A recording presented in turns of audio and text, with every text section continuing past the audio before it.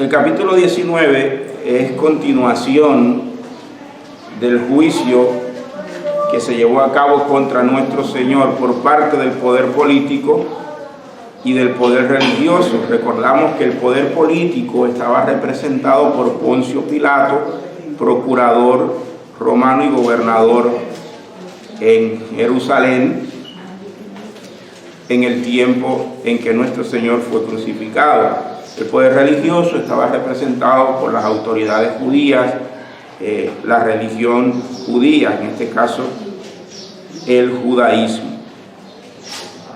Ahora bien, el capítulo 19 nos pone en la última y más cruenta etapa de la humillación de Jesucristo. Es la parte más dura, la más difícil de la humillación de nuestro Señor Jesucristo, de su muerte y de su resurrección. En este capítulo hayan cumplimiento otras profecías relacionadas con la pasión, muerte y resurrección de nuestro Señor Jesucristo. Y una de las más sobresalientes, si no la más sobresaliente, yo creo que es la más sobresaliente de todas, es la profecía de Isaías, capítulo 53, donde se habla de los padecimientos del siervo de Jehová. Y es curioso, ya eso lo hemos dicho en otras ocasiones, pero Isaías escribió aproximadamente 700 años antes del nacimiento de Jesucristo. Y si usted lee el capítulo 53, usted va a notar la maravilla, cómo el profeta por el Espíritu habla de aquel gran acontecimiento que fue la pasión, muerte y resurrección de Jesús. Y solamente una persona bajo la guía de Dios podría, con tantos años de antelación, mirar al futuro y ver la realidad de los padecimientos de Cristo. Ese fue el profeta Isaías. Ahora bien, al estudiar el capítulo 19, y por qué no, también el capítulo 18, deberíamos, recomiendo, aconsejo lo siguiente. Al estudiar esa etapa en la vida de Jesucristo, deberíamos hacerlo teniendo en cuenta lo siguiente: todo lo que Jesús padeció en aquel día y que se describe en el capítulo 19, todo el sufrimiento que Él llevó sobre su cuerpo, lo hizo por una sola razón. Él lo hizo por causa de su amor, por causa de su obediencia al Padre. Lo hizo por causa del santo nombre de Dios. Y en última instancia lo hizo porque te ama a ti y me ama a mí. Lo que Jesús padeció aquel día era el castigo que usted y yo merecíamos. Y mire, en el capítulo 53 de Isaías, 4 veces Isaías, inspirado por el Espíritu Santo, deja claro eso. En el verso 6, Isaías 53, usted puede leerlo, dice: Jehová cargó en él el pecado de todos nosotros. En el verso 8, vuelve el profeta, inspirado por el Espíritu Santo, a decirnos: por la rebelión de mi pueblo fue herido. El verso 11 nos dice otro tanto: y llevará las iniquidades de ellos. Luego en el versículo 12 vuelve el profeta por el Espíritu a decirnos: habiendo él llevado el pecado de muchos. Y que él no fue a la cruz por causa de su pecado, porque en él no hubo pecado, no hubo engaño. Él fue a la cruz por tu causa, por mi causa. Eso no deberíamos olvidarlo nunca, hermanos. Eso deberíamos fijarlo en el disco duro de nuestra memoria. No te olvides nunca de esto. Fue por tu causa. Él soportó cada paso en la humillación por amor a todos aquellos que el Padre le daría como un regalo de amor. No, te fíjese bien, Isaías dice que Él sufre por el pecado de nosotros, de todos nosotros. Dice que sufre por el pecado de su pueblo. Dice que Él lleva el pecado de muchos sobre sí. Eso es importante. ¿Por qué? Porque esa fue la manera en la que Jesús satisfizo la justicia de Dios. Y al satisfacer la justicia de Dios de esa manera, Jesucristo estaba dando, entre otras cosas, también una manifestación de la sublime, incomparable gracia de Dios para con nosotros. Gracia, favor inmerecido. No lo merecía nadie. Es un despliegue de gracia, el más grande que se ha conocido en la historia de la humanidad. El justo y santo Hijo de Dios se hizo pecado, hermanos queridos. Se hizo maldición, se hizo maldito por amor a nosotros, para presentarnos a nosotros, los malditos, los corrompidos, los injustos, delante del Padre como justos, por causa de su santo nombre. Nos presenta como vivos de entre los muertos delante de Dios por medio de su pasión, muerte y resurrección en la cruz. Maravilloso, maravilloso. Hay algunos detalles del capítulo 19 que ya nosotros lo vimos en el estudio anterior y que no vamos a volver sobre ellos para no ocupar demasiado tiempo. Así que vamos a dar lectura pasito a pasito al capítulo 19 y vamos a tocar algunos puntos que no hemos estudiado en el capítulo 18, que no vimos en el estudio anterior, y también de esa manera se va a reforzar lo que ya hemos visto, no solo en el capítulo 18, sino a lo largo de todo el Evangelio de Juan, muchas verdades. Así que vamos entonces al capítulo 19 y vamos a ver los primeros versículos del 1 al 3, dice el texto sagrado. Así que entonces tomó Pilato a Jesús y le azotó. Y los soldados entretejieron una corona de espinas y la pusieron sobre su cabeza. Y le vistieron con un manto de púrpura y le decían: «Salve, Rey de los judíos». Y le daban bofetadas. ¿Qué tenemos aquí? Mire, tenemos varias acciones que se realizan sobre nuestro Señor como parte de su humillación. Por ejemplo, se nos dice que fue azotado. Se nos habla de una corona de espinas, de un manto de púrpura, de insultos, de burlas y de bofetadas. Y piensa en eso teniendo en cuenta lo que ya dijimos, todo eso lo sufrió por ti. Él no tenía ninguna obligación de sufrirlo. Él no había cometido ningún pecado. Los azotes que tú merecías, la corona de espinas que tú y yo merecíamos, las bofetadas que tú y yo merecíamos, el rostro escupido que usted y yo merecíamos, Él lo llevó. Él ocupó tu lugar, Él ocupó mi lugar. El enemigo se ensañó sobre Él, sobre nuestro Señor, en aquel fatídico día.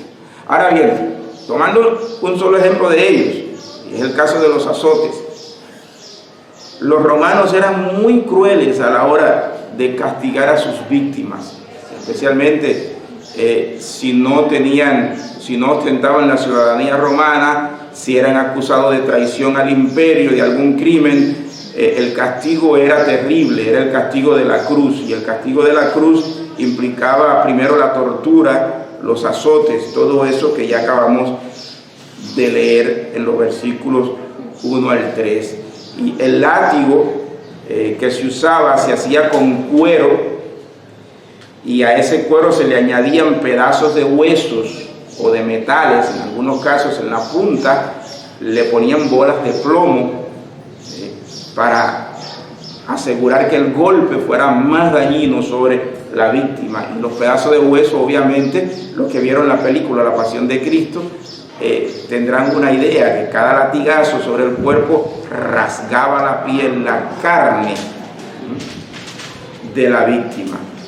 Uno de los pasajes de la película La Pasión de Cristo, se ve evidentemente, se cometieron un error en la filmación, y el látigo logró pegar sobre la piel del actor y literalmente le rasgó la piel.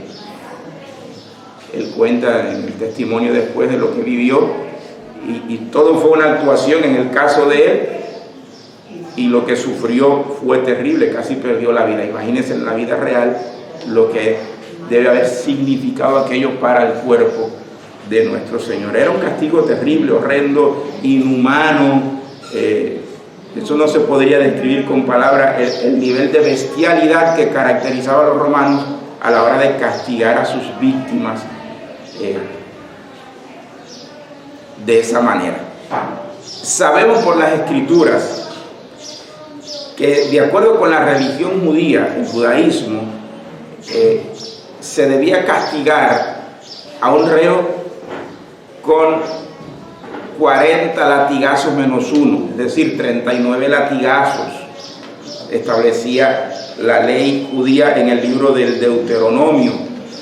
Pablo nos dice en su primera carta a los Corintios, dando testimonio de cómo él había sufrido, dice que en una ocasión recibió de los judíos 40 latigazos menos uno, 39 latigazos. Ahora, literalmente la Biblia no nos dice cuántos latigazos se le dieron a Jesús. Yo he estado leyendo los evangelios y no he encontrado que me diga literalmente si le dieron los 39 o le dieron 40 o le dieron más. Ahora, según historiadores, comentaristas, es probable que Jesús haya recibido más de 39. Porque quienes castigaron a Jesús con latigazos fueron los romanos. Y los romanos acostumbraban a dar tantos latigazos como su placer mundano les permitiera. Y así castigaban a sus víctimas hasta que se cansaban. Estuve leyendo, y algunos comentaristas del ala católico romana calculan que probablemente Jesús llevó más de 300 latigazos. Pero repito, la Biblia no me dice literalmente cuántos fueron, así que eso no es asunto que nos deba preocupar. El hecho es que sí recibió latigazos, y probablemente, como mínimo, debe haber recibido 39, porque la religión judía establecía eso. Así que si los romanos se sometieron a la religión judía, alcanzaron esa cifra. Pero si no, es probable que la hayan excedido. El punto aquí es este, y lo vuelvo a repetir una vez más. Todo eso Él lo sufrió por causa suya, por causa mía, por amor a nosotros. Entonces vamos a seguir. El pasaje que cité de Pablo, sí, para los que les gusta corroborar por la Biblia, lo pueden ver en 2 Corintios capítulo 11, 24.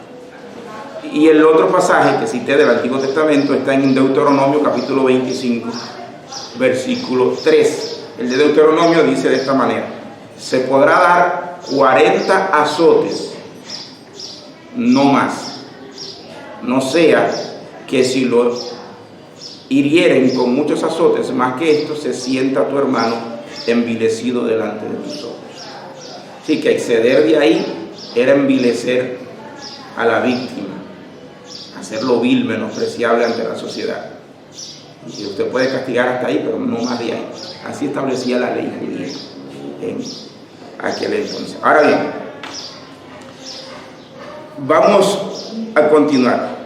Como decía, en cualquier caso que fuera, ese era un castigo horrendo, hermanos. Era un castigo brutal y con facilidad, dependiendo de la fortaleza física y de la salud de la víctima, ese castigo bastaría para poner fin a la vida de cualquier persona. Pero bueno, pensamos que Jesús, humanamente, era un hombre fuerte, físicamente era carpintero, esa era su profesión, su oficio. Así que debe haber sido un hombre fuerte, físicamente hablando. Ahora bien, ese castigo bastaría, ya dije, para poner fin a la vida de cualquiera. Ahora mire esto. En el estudio anterior hablamos de Pilato y vamos a seguir hablando en este porque es continuación. Como ya dijimos en el estudio anterior, Pilato, presionado o chantajeado por las autoridades judías y por una multitud de judíos volubles, de pensamientos fluctuantes, Pilato siguió el camino de la complacencia. Y quizás para ganar la simpatía de ellos, tal vez con la intención de dejar libre a Jesús, o bien para no buscarse problemas, más problemas de los que ya él sabía que le sobrevendrían. Cualquiera que haya sido el móvil que impulsó a Pilato a actuar de la manera que actuó, sin siquiera pensarlo, sin siquiera proponérselo, sin ni siquiera saberlo, Pilato estaba sirviendo al propósito divino. Dios, en este pasaje, Dios está usando la falta de carácter, el cinismo, la hipocresía del poder político imperante representado por Pilato para continuar cumpliendo su palabra profética revelada o anunciada por Isaías en el capítulo 53. Entonces eso es importante. Eso es importante, hermanos. Y si usted quiere, marque o escriba, tome nota de esto que le voy a decir. Ante Dios, el hombre es radicalmente incapaz de librarse. Dios hace responsable a los hombres de cada decisión que toman. Ya eso lo hemos dicho muchas veces a lo largo de los estudios del Evangelio de Juan, pero es necesario volver a recordarlo porque es un punto importante que nadie debería ignorar, y menos en un mundo donde la gente se cree con derecho y con tanta libertad y hacen tanto reclamo de libre albedrío. Para el hombre, sea de la raza que sea, no importa el nivel social al que pertenezca, usted puede ser Donald Trump, usted puede ser Joe Biden, usted puede ser Bill Gates, usted puede ser cualquiera de los poderosos millonarios magnates del petróleo en el Medio Oriente, o usted puede ser el más miserable de los hombres en este país o en cualquier país del mundo. Fíjese bien, sin importar de dónde sea y qué posición social ocupe, para los hombres solamente hay una de dos opciones. Y son estas. Mira, primera opción. O el hombre se rinde a los pies de Jesucristo para ser parte del propósito y plan de Dios y alcanzar vida eterna con toda la herencia que Dios ha preparado para los que le aman. Esa es la primera opción. O la segunda opción es esta. Reniega de Jesucristo, se aleja de Dios, cosa que no lo va a librar, fíjese bien, cosa que no lo va a librar de ser parte del propósito de Dios. Solo que al final, habiendo renegado de Dios, habiendo rechazado a Jesucristo, usted tendrá que ser parte del propósito de Dios y finalmente usted recibirá el salario de su pecado. Eso fue lo que pasó con Pilato. Pilato pensaba, quizás nunca imaginó que sus acciones estaban sirviendo el propósito de Dios para cumplir las palabras proféticas dichas por Isaías. Consciente e inconscientemente sirvió a Dios, pero sirvió de mala manera, que no sirvió para la gloria de Dios. Y le voy a dar más detalles sobre eso en la medida que leemos el capítulo 19. Pero fíjense, solo hay dos opciones.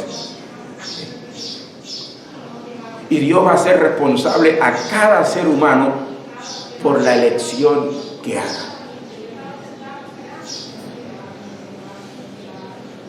De manera que, vuelvo a repetir, todo hombre ante Dios es incapaz de librarse. Usted no se puede librar de Dios. Usted puede negar a Dios todas las veces que quiera, todos los días de su vida. Eso no lo va a librar de la mano de Dios. Eso no lo va a librar del propósito y el plan de Dios. Finalmente usted terminará sirviendo a Dios de una o de otra manera. Yo oro a Dios que ninguno de nosotros termine sirviendo a Dios para su propia condenación, como fue el caso de los judíos, del poder religioso judío y del poder político representado por Poncio Pilato. Así que el primer punto es este, que quisiera que no olvidaran. No puedo librarme de la soberanía del Dios eterno. Y ese Dios soberano me está dando la oportunidad de ser parte de su propósito. Para yo decir si quiero ser parte de ese propósito para mi bien y su gloria, o para su gloria y mi condenación. Vamos a seguir.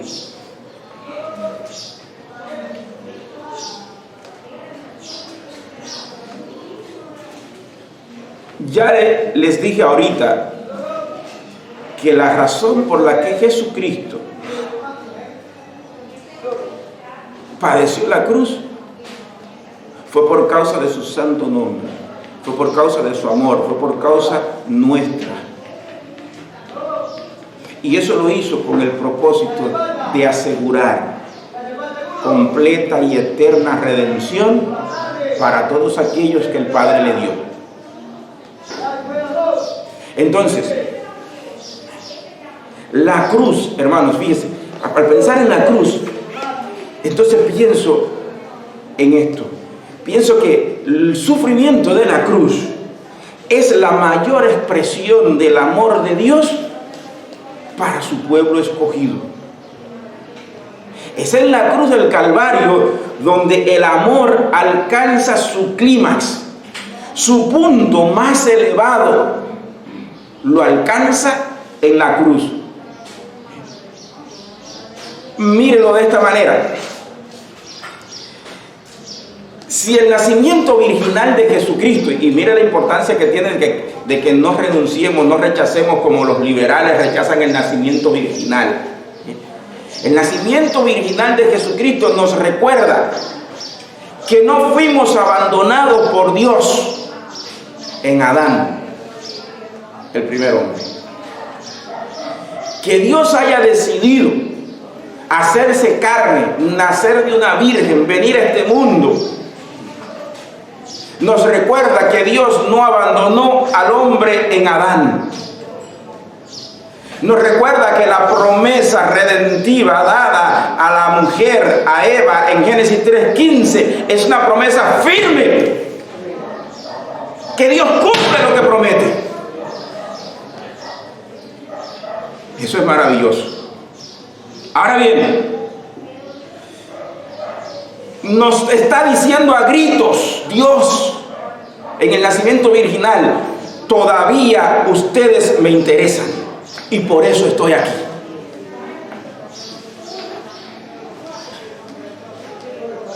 El nacimiento virginal es la respuesta de Dios a todos aquellos que piensan que después de haber creado el universo, Dios lo abandonó a su suerte. Es la respuesta al deísmo, filosofía que enseña que sí, Dios existe, pero después que creó el universo lo dejó a su suerte, lo abandonó a su suerte. No, el nacimiento virginal dice, no, Él no nos abandonó, Él todavía le interesamos, Él todavía se preocupa, Él cumple lo que promete. Él dio la promesa de una simiente y ahora Él nos está dando esa simiente santa en Jesucristo. El nacimiento virginal nos dice que el amor de Dios es eterno, es verdadero, no es una farsa, no es una ficción. Eso nos dice el nacimiento virginal. Pero la pasión, muerte y resurrección de Cristo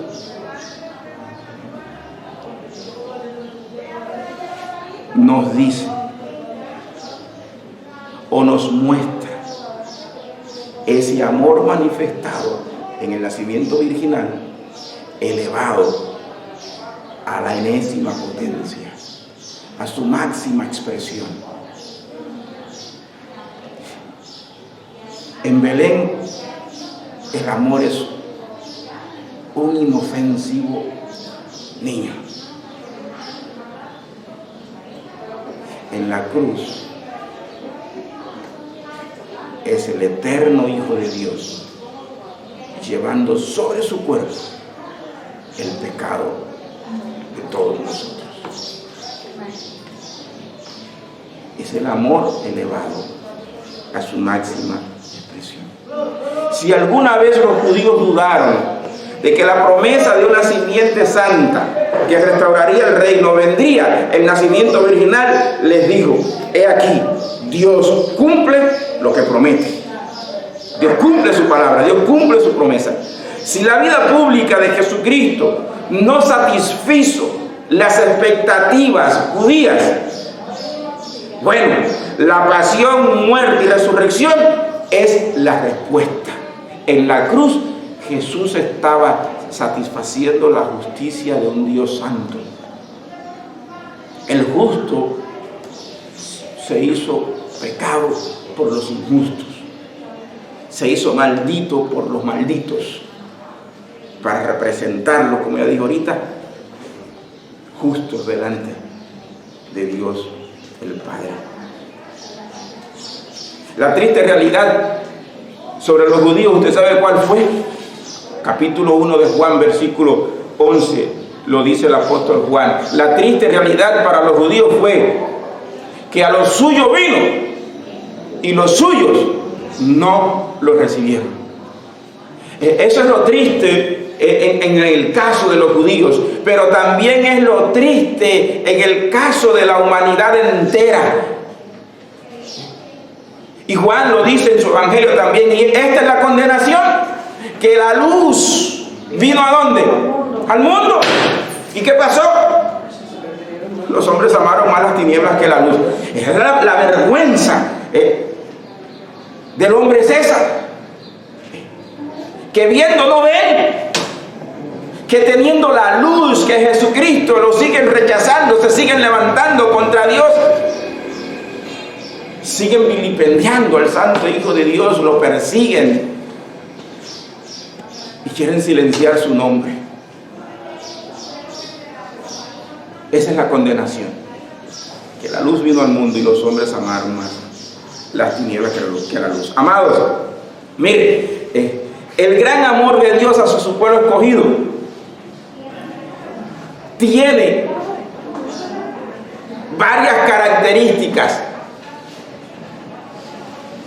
Y hay un contraste, y yo se lo voy a compartir ahora. Mire, el gran amor de Dios para su pueblo es este. Es un amor imposible de medir. Intente medir el amor de Dios. Si encuentra cinta métrica, entonces me dice cuánto mide. Imposible de medir. Es imposible de igualar. Nadie puede amar como Dios nos ama. Pero es imposible de comprender, intente comprender el amor de Dios. Vamos. Imposible. Es incomprensible ese amor. Pero es imposible de abrazar. No, podemos juntar nuestras manos para intentar de abrazar y de retener todo el amor de Dios. Es imposible, no podemos, es infinito, es eterno. Pero también es imposible de ignorar. Por más que el impío lo ignore, siempre va a chocar con él. Porque si un impío ahora vive y no muere, es porque la gracia de Dios le concede, le permite. El amor de Dios se está manifestando en cierta medida para ellos también. Ahora bien, mire, son los 5 imposibles del amor de Dios. Es como para dar un sermón solamente sobre eso, los 5 imposibles. Pero ante 5 imposibles hay una posibilidad. Que esos 5 imposibles no pueden anular. ¿Y sabe cuál es la posibilidad? Que aunque sea imposible de medir, imposible de igualar, imposible de comprender, imposible de abrazar, imposible de ignorar, el amor de Dios, hermanos,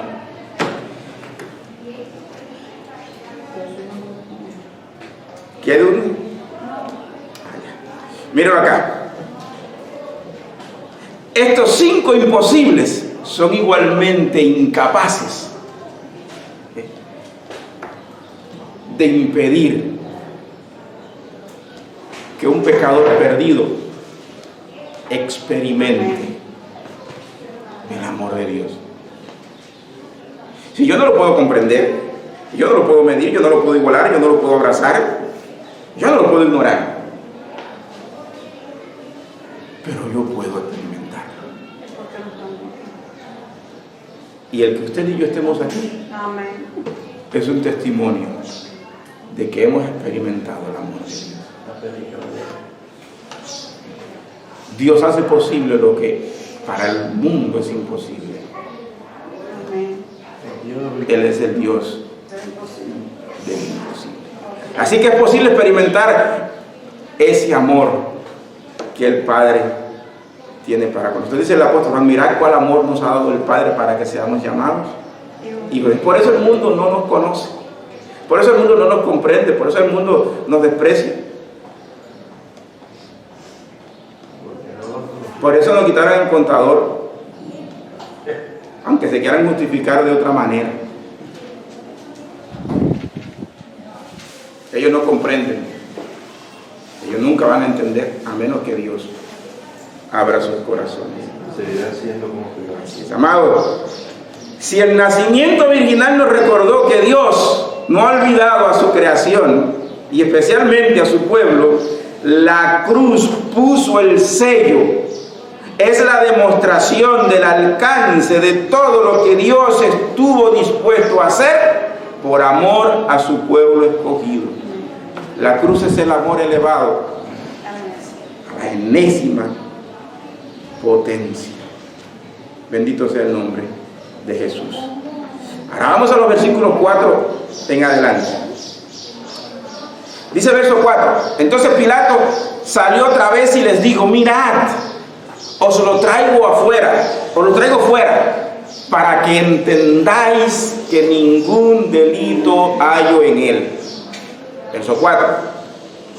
Y salió Jesús llevando la corona de espinas y el manto de púrpura. Y Pilato les dijo, he aquí el hombre.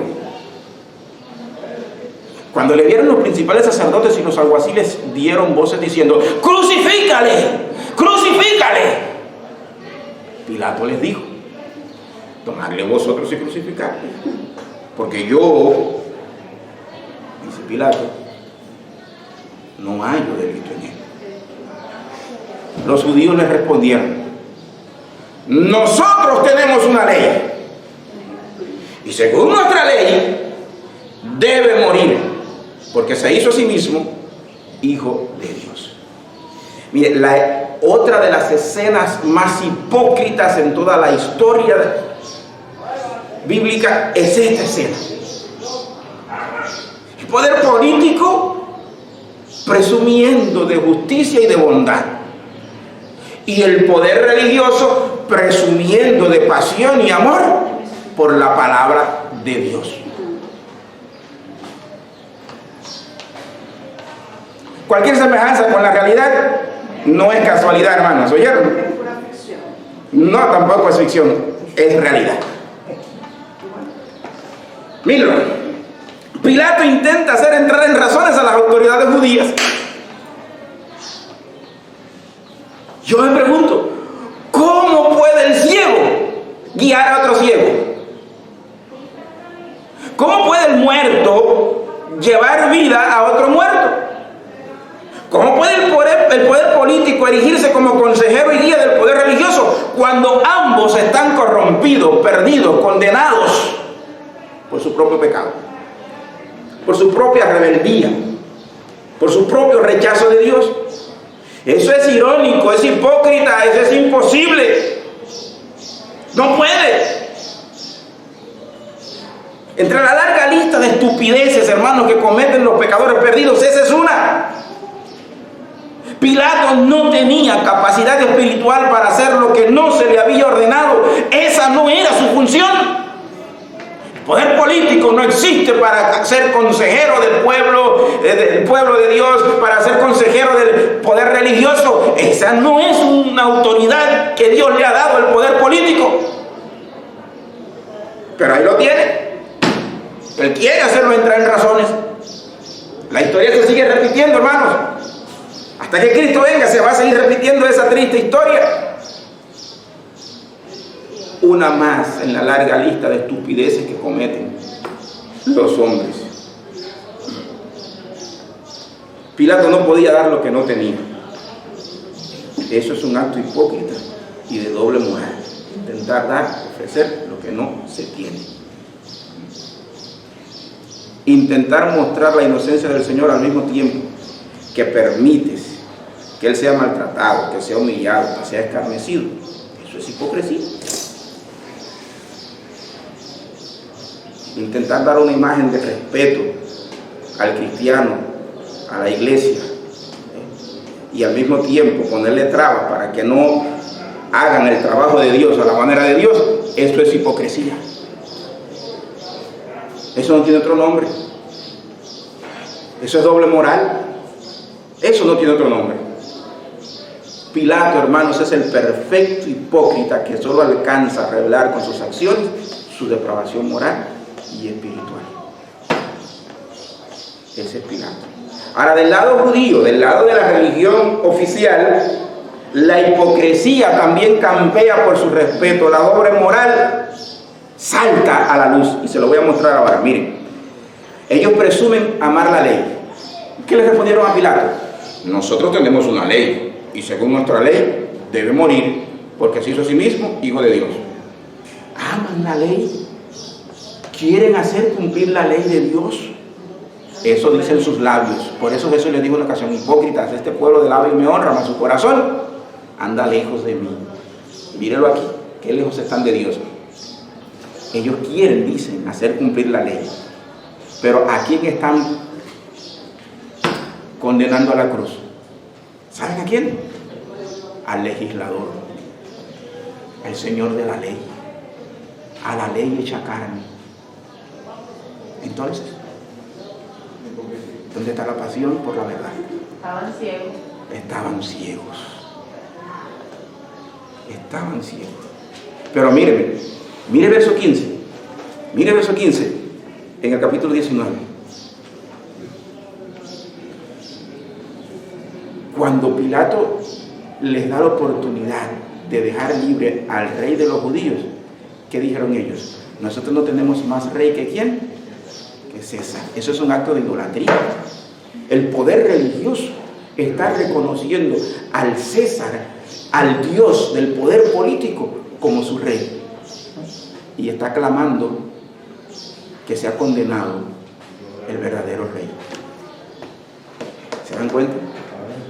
Campea por su respeto la doble moral y la hipocresía de la religión oficial. Así mismo. Es tremendo, hermano, cómo cuando nosotros vamos a través de la Biblia paso a paso vemos que la historia pasada es un reflejo ¿de qué? De la historia presente. Por eso cuando Pablo escribe a los romanos y escribe a los corintios, Pablo le dice que las cosas pasadas se escribieron, ¿para qué? Para amonestarnos, a fin de que por la paciencia y la pasión de las Escrituras tengamos esperanza. Eso dice en uno, y en el otro texto le dice que están escritas para nosotros, a fin de que no cometamos los mismos errores que ellos cometieron. Pero qué triste, hermanos, es que muchas iglesias, muchos cristianos y el mundo en general no quiere mirar la historia. No quiere ver el testimonio de la historia recogido aquí, en la palabra de Dios. Y por eso seguimos sufriendo. Por eso seguimos padeciendo. Bueno, es importante mirar el libro, es importante mirar la historia, para que no repitamos los mismos errores que se cometieron en el pasado. Entonces, los versículos 8 al 16, esa sección, del versículo 8 al 16, casi la tocamos mucho en el estudio anterior, solamente algunos detalles no vimos ahí. Ahora, miren el versículo 8. Cuando Pilato oyó decir esto, tuvo más miedo. Aquí va, esta es la segunda gran verdad que quiero recordar aquí, dentro de todo lo que ya he dicho. ¿Entiendes? Es esto. Pilato tuvo miedo. Mire, hermano, escriba esto en las tablas de su corazón. No es sabio para ningún hombre actuar en respuesta al temor, o dominado por el temor, mejor dicho, a menos que ese temor sea un santo temor de Dios. Si un santo temor de Dios te impulsa a actuar, actúa. Pero si el temor que te impulsa a actuar no es temor de Dios, eso no es sabio. Eso te va a llevar a la ruina.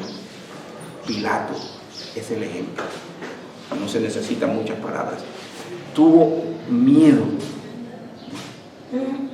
Mire, amenazado, chantajeado por los judíos, las autoridades judías, intenta o presume querer hacer lo correcto. ¿Qué hace finalmente? Cae preso del pánico, del miedo. ¿Sabe por qué? Porque Pilato era como la mujer prostituta que se va con el que mejor pague. Pilato es el tipo de hombre que no tiene una definición. Dice que es neutral, no quiere estar ni de un lado ni del otro. Él quiere ver cómo se desenreda el nudo para entonces finalmente decir de qué bando está. Cuidado con eso, hermano.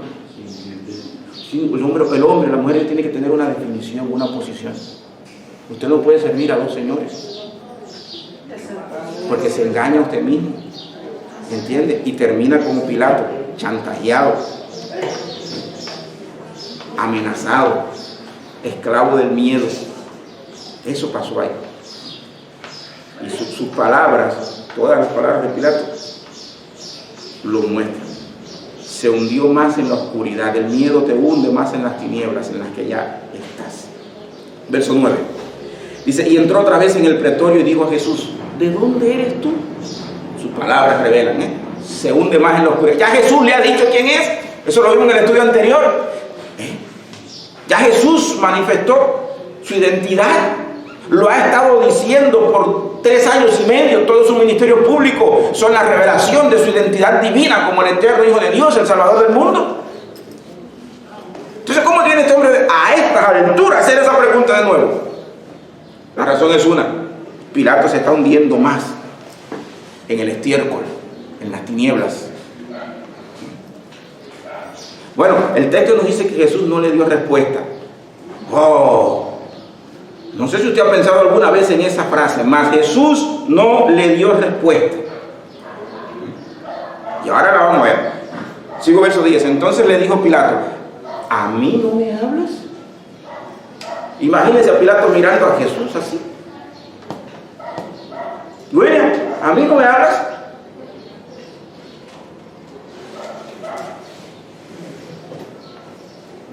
No sabe sabes, William, que tengo autoridad para crucificarte, que tengo autoridad para soltarte. Vaya el cinismo y la hipocresía y la autosuficiencia de este tipo. Sí, manipulador. Solo que él no sabe a quién está intentando manipular. Megalómano. Así es, un megalómano. Entonces Jesús respondió, y así me imagino a Jesús ante Pilato, muy serenito, muy tranquilo. Jesús respondió: ninguna autoridad tendrías contra mí si no te fuese dada de arriba. Por tanto, me encantan los por tantos de Dios. Dice, el que a ti me ha entregado mayor pecado tiene. Miren, ayer yo fui a llevar a Caleb a un concurso de inglés, y lo voy a decir aquí en presencia de él. Yo sé que mi hijo no se va a elevar de orgullo, pero lo voy a decir porque me llamó la atención. Hubo algo en él que a mí me llamó la atención. ¿Y saben qué cosa es? Todo el mundo enfrenta las situaciones de presión de forma muy diferente. ¿Entienden? Por ejemplo, cuando Isabel era pequeñita y ella tenía que iba a hacer algo que no era común para ella la noche antes, el día antes, decía que estaba preocupada. Era la manera de decir que estaba nerviosita. ¿Entiendes? Caleb es el lado opuesto. Tú quizás debes sentir algún temor, no sé, timidez, todos lo sentimos. Pero la manera de enfrentar una situación de presión, él es muy diferente con respecto a ella. ¿Entiende? Usted ve la quietud, la serenidad, la seguridad que a veces irrita a la madre y me irrita a mí. Porque uno piensa que, bueno, a este no le importa la cosa. Y no, sabes que a veces así lo hace Dios. Trabaja con cada uno de una forma muy diferente. Pues bueno, mira aquí Jesús, ante el poder político. Ninguna autoridad tendrías contra mí si no te fuese dada de arriba.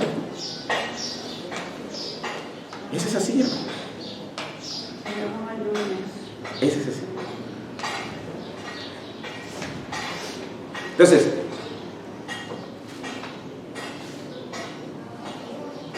Jesús le está diciendo a Pilato: por encima de ti hay uno más poderoso que tú, y tú no puedes hacer nada a menos que ese dé la autorización. En otras palabras, mire, aquí hay dos verdades que la voy a fundir en una sola. Dios sigue siendo, y lo repito una vez más, miren, las repeticiones son importantes, hermano. Dios es soberano, Señor y Salvador de quien Él quiere, de su pueblo. Fíjense. Jesús sabe que está en las manos del Padre, que todo está sucediendo conforme al propósito soberano del Padre. Pero al mismo tiempo, cuando Jesús no le da respuesta a Pilato, esa negativa de Jesús a responderle a Pilato su pregunta, me dice que Dios se reserva el derecho de salvar a quien Él quiere. Y nadie tiene derecho a reclamarle a Dios por eso. Es lo mismo que le dijo a Pedro.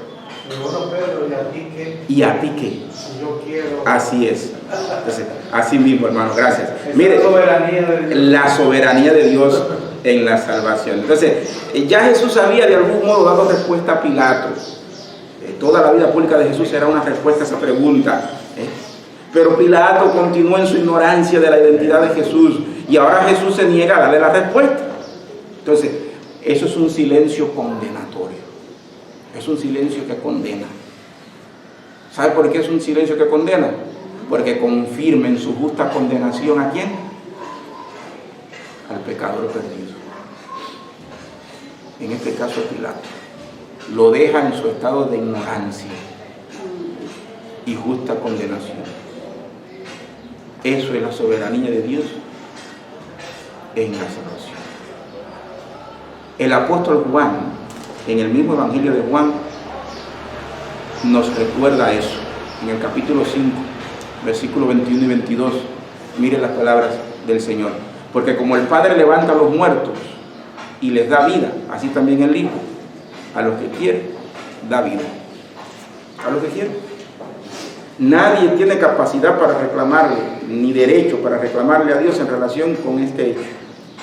¿Por qué, Jesús, no tuviste compasión de Pilato y lo ayudaste a salir de su error? No, lo dejó en su justa condenación.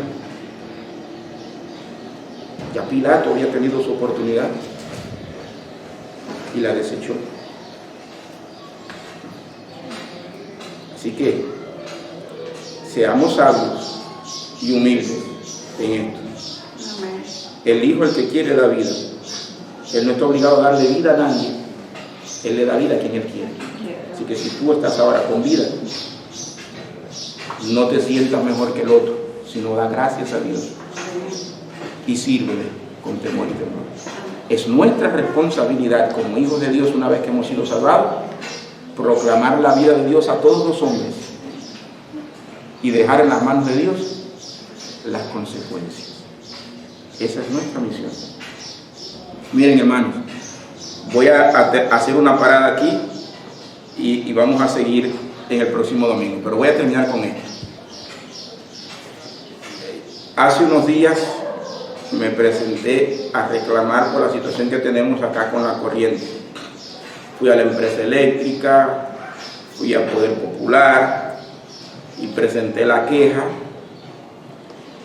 Expliqué por qué yo pienso que lo que hicieron con nosotros es un disparate, una metida de pata, y que lo único que hacen con eso es promover la ilegalidad, tanto en la dirección eléctrica municipal como a nivel nacional. Así, con todas las palabras lo digo.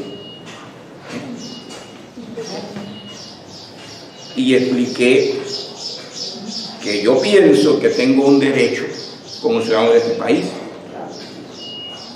y que el gobierno existe para servir al pueblo y defender el derecho del pueblo, no para quitárselo. Expliqué que desde mi perspectiva yo pienso que por ahorrar corriente lo que debe haber hecho el gobierno es estimularme, darme un premio, darme un módulo, por ejemplo. No quitarme la corriente eléctrica, el metrocontador en este caso. Así se lo dije. Bueno, la respuesta en ambos casos fue la siguiente. Esta fue la respuesta que me dieron. La Dirección Nacional, se llama el Ministerio de Energía y Minas. La UNE, Unión Nacional Eléctrica. Se reserva el derecho de quitar el metrocontador cuando quiere, sin tener que darle cuenta a nadie, ni notificarle a nadie. Así que ellos no cometieron ningún error porque eso es propiedad de ellos y ellos tienen el derecho a tomarlo cuando quieran, y más si no está siendo rentable para la economía. Si no es rentable porque no consumo, ¿entiendes? Hay una contradicción, le dije, pero hay una contradicción, hay una contradicción porque 62 años de revolución me están pidiendo que ahorre y ahora tú me estás diciendo que no tengo derecho al contador porque ahorro. Eso es un disparate. Punto. Fin de la historia. Entonces, hermanos, miren, ¿por qué traigo a colación eso ahora en medio de este estudio? La televisión lo primero que dice ahora. Así es. Mire, es muy sencillo. Es muy sencillo. La misma respuesta que me dieron ellos es la misma respuesta que Pilato se creyó que podía darle a Jesús. Pilato le dijo a Jesús: yo tengo autoridad sobre ti y yo puedo hacer contigo lo que a mí me dé la gana. Eso fue lo que me dijeron ellos muy educadamente. Eso se llama abuso de poder. Así es. Entonces le dije, bueno, como no hay más razón, yo voy a escribir a la presidencia del país y a la Dirección Nacional Eléctrica. Y ya envié mi carta a ellos. Pero hay algo que pueden hacer. Entonces, sí, dame un chancecito para terminar acá. El punto aquí es este, hermano. Mire, yo salí muy afectado de allí. Llegué a mi casa y he estado toda la semana orando y dándole vuelta al asunto, pensando en todo esto. ¿Saben por qué? Porque hasta esta semana yo me estaba haciendo la idea, o yo quería creer que vivía en un estado de derecho y democrático. Hasta esta semana yo estaba intentando creer eso. Por eso tuve que orar y buscar consuelo en la palabra de Dios. Y la respuesta es esta, que ya se las acabo de dar. Ni el poder político, representado por Pilato en los días de Jesús, representado por otros en nuestro tiempo, ni el poder religioso, representado por los líderes judíos de su época, y muchos en el presente, tienen autoridad para hacer nada en contra del Señor, a menos que les sea permitido de arriba. Dios sabe por qué permitió que pasáramos por que pasemos por lo que estamos pasando. Él sabe su propósito. Ahora, los impíos deben saber esto, y es que ellos existen para servir al pueblo de Dios, para servir a la nación que representan. Ahora, Jesucristo dijo en Juan 13 que Él como Señor había venido para servir. Se levantó de la mesa, dice el texto, tomó un lebrillo, cogió una toalla y lavó los pies de sus discípulos y les dijo: si yo, el Señor y el Maestro, he hecho esto, ustedes tienen que hacerlo también. Ese es el desafío a servir que Jesús le plantea a sus discípulos, y por extensión deberían mirar ese ejemplo también los líderes del poder político, tanto en aquel tiempo como hoy en día. No decirme que ellos se reservan el derecho. No, usted no tiene ningún derecho. Y si tú usas mal la autoridad que Dios te dio, ya tendrás que darle cuenta a Dios en su tiempo. Ese es el punto. Nosotros aprendamos a responder como Jesús, pidámosle la serenidad y respondamos como Jesús. Obedezcamos a Dios y dejemos en sus manos las consecuencias. Que esta batalla es la batalla de Dios, no es tuya ni mía. Que el Señor nos bendiga y nos guarde.